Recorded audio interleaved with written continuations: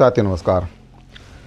शिक्षक पात्रता परीक्षा को लेकर केंद्रीय शिक्षा मंत्रालय से एक बड़ी अपडेट मिल रही है। इसको लेकर केंद्रीय शिक्षा मंत्रालय के द्वारा समस्त राज्यों को पत्र लिखा है और समय सीमा में जानकारी चाही गई है।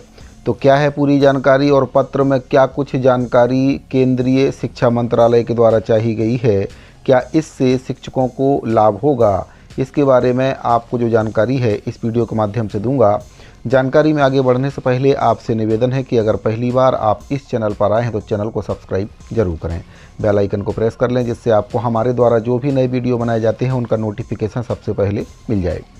तो साथियों, आपको बताना चाहूँगा कि जो माननीय सर्वोच्च न्यायालय हैं उसके द्वारा एक आदेश पारित किया गया था आपका दिनांक 1/9/2025 को, और इस आदेश में माननीय सर्वोच्च न्यायालय के द्वारा कहा गया था कि जो शिक्षक हैं, शिक्षा विभाग के अंतर्गत जो काम कर रहे हैं, अब उनको टीईटी पास करना अनिवार्य होगा।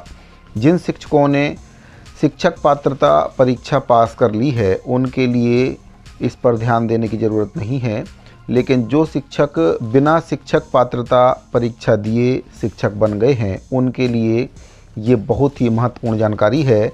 उनको अब सेवा में बने रहने के लिए शिक्षक पात्रता परीक्षा पास करना काफ़ी ज़रूरी है, और इसमें बाउंडेशन भी माननीय सर्वोच्च न्यायालय के द्वारा लगाई गई है।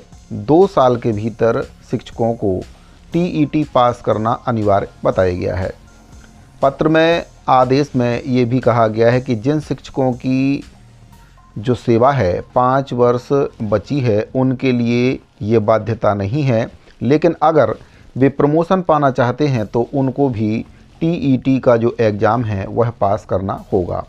और जिनकी 5 वर्ष से अधिक की सेवा बच रही है उनको तो सेवा में रहने के लिए भी टीईटी की जो परीक्षा है वह पास करना होगा। और अगर शिक्षक 2 वर्ष में शिक्षक पात्रता परीक्षा पास नहीं कर पाते हैं तो फिर उनको अनिवार्य सेवानिवृत्ति दे दी जाएगी और उनके जो स्वायत्तों के लाभ हैं उनको दे दिए जाएंगे, लेकिन उनको सेवा में फिर नहीं रखा जाएगा। तो अगर उनको सेवा में बने रहना है, प्रमोशन लेना है, तो उनको शिक्षक पात्रता परीक्षा पास करनी ही होगी। 2 वर्ष में ही उनको शिक्षक पात्रता परीक्षा पास करनी होगी। अब इसको लेकर केंद्रीय शिक्षा मंत्रालय के द्वारा सभी राज्यों को एक पत्र लिखा है और पत्र के माध्यम से समस्त राज्यों से ऐसे कर्मचारियों की जानकारी मांगी है जिनकी सेवा 5 वर्ष से कम बची है। आपको बताना चाहूँगा कि पत्र में जो कुछ पूछा गया है, पत्र में पूछा गया है कि इस विभाग को व्यक्तिगत शिक्षकों, शिक्षक संघों, संसद सदस्यों आदि से बड़ी संख्या में अभ्यावेदन प्राप्त हुए हैं जिनमें उपरोक्त निर्णय के प्रभावों से राहत मांगी गई है, और इसमें इस बात पर प्रकाश डाला गया है कि उन शिक्षकों के लिए टीईटी पास करना कठिन और भावनात्मक रूप से कष्टदायक हो सकता है जो अपने कैरियर के अंतिम पड़ाव पर हैं। और यह भी तर्क दिया गया है कि यह निर्णय ऐसे शिक्षकों के द्वारा दशकों की सेवा में अर्जित वित्तीय सुरक्षा पर प्रतिकूल प्रभाव भी डाल सकता है। इसके अलावा अनुभवी शिक्षकों के संभावित निष्कासन से राज्य की शिक्षा प्रणाली में एक महत्वपूर्ण रिक्ति पैदा हो सकती है। इस विभाग को मामले की सही परिप्रेक्ष्य में जांच करने में सक्षम बनाने के लिए उक्त निर्णय से प्रभावित होने वाले शिक्षकों की सटीक संख्या का पता लगाना अनिवार्य है, और यह अनुरोध किया जाता है कि आपके राज्य में संबंधित अधिकारियों को संलग्न प्रारूप में अपेक्षित डेटा संकलित करने के लिए निर्देशित किया जाए। डेटा प्रस्तुत करने के पहले कृपया इसकी सत्यता और सटीकता की जांच कर लें और इसे पूरी लगन से जांचा जाना चाहिए। मैं आगे यह अनुरोध करूंगी कि आपके राज्य केंद्र शासित प्रदेश के संबंध में निर्णयों के प्रभावों पर टिप्पणियों और प्रभावित शिक्षकों को राहत प्रदान करने के संभावित रास्ते भी प्रस्तुत किए जाएं।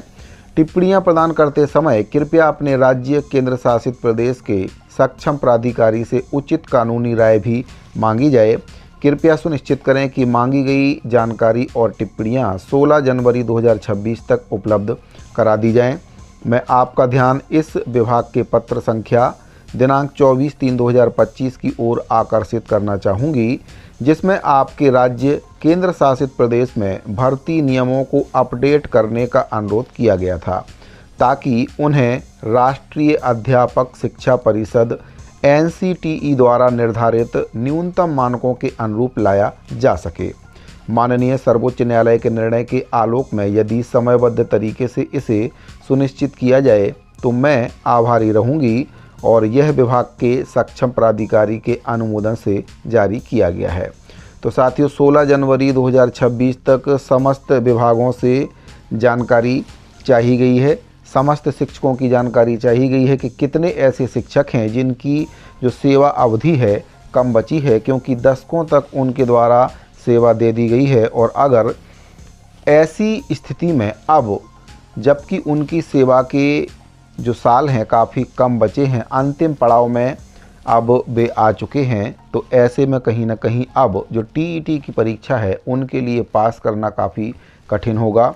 तो इस पर विचार करने को लेकर राज्यों से जानकारी चाहिए गई है कि कितने ऐसे शिक्षक हैं जिनकी सेवानिवृत्ति की जो आयु है नज़दीक है, और कितने शिक्षक ऐसे हैं कि जो 5 वर्ष से कम की सेवा जिनकी बची हुई है। तो कई शिक्षक संगठनों के द्वारा भी और सांसद महोदय के द्वारा भी पत्र के माध्यम से विभाग को ये निवेदन किया गया था कि ऐसे शिक्षकों पर विचार करना चाहिए कि जिनकी सेवा अवधि कम बची है उनको TET की जो एग्ज़ाम है उससे बाहर रखना होगा। साथियों, आपको बताना चाहूँगा कि बहुत से शिक्षक संगठनों के द्वारा इसका विरोध भी किया जा रहा है, क्योंकि कई शिक्षकों के द्वारा काफ़ी ज़्यादा सर्विस शिक्षा विभाग में दे दी गई है, आधे से भी ज़्यादा उनकी सेवा शिक्षा विभाग में पूरी हो चुकी है। और अब ऐसे में नए सिरे से कहीं ना कहीं जो शिक्षक पात्रता परीक्षा का एग्ज़ाम है उनके लिए भी पास करना एक बहुत ही बड़ी चुनौती है।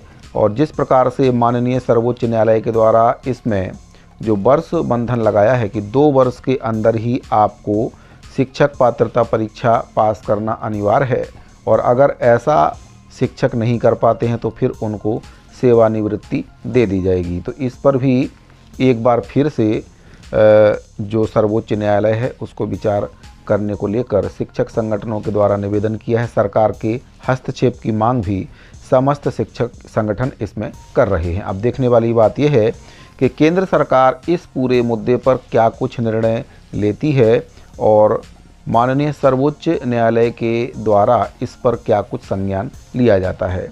तो साथियों, केंद्रीय शिक्षा मंत्रालय के द्वारा समस्त राज्यों को पत्र लिखकर जानकारी मांगी गई है, और जैसे ही जानकारी सभी राज्यों से प्राप्त होगी तो फिर इसके बाद जो निर्णय है केंद्रीय शिक्षा मंत्रालय के द्वारा उचित निर्णय इस पर लिया जाएगा। तो उम्मीद करता हूं कि दी गई जानकारी आपको पसंद आई होगी। अगर आपको जानकारी अच्छी लगी हो तो वीडियो को लाइक करें, अपने दूसरे साथियों को भी इस जानकारी को ज़्यादा से ज़्यादा शेयर करें। इस वीडियो फिलहाल इतना ही, मिलते हैं अगली वीडियो में। अभी के लिए दीजिए इजाज़त, धन्यवाद।